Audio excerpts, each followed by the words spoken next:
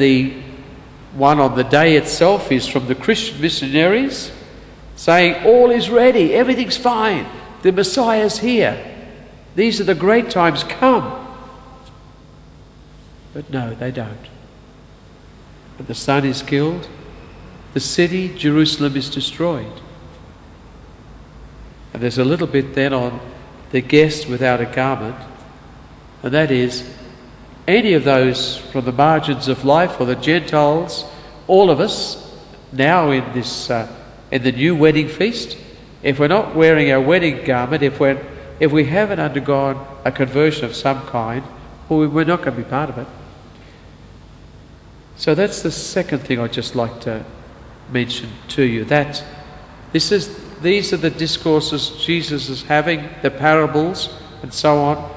This is his last word to us, in a sense, about the kingdom and his last controversy with the Pharisees.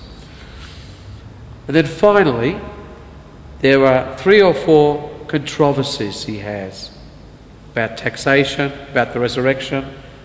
Just a word to finish about the great commandment of love.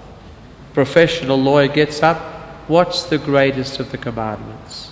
The Pharisees, he's a Pharisee, had 613 commandments, 248 of which were positive, and they sort of corresponded to the 248 parts of the body.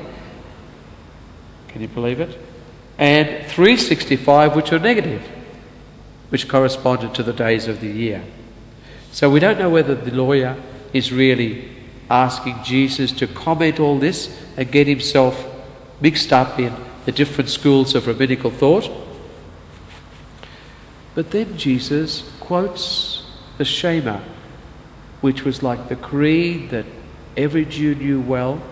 You've got to love the Lord your God with all your heart and soul and so on.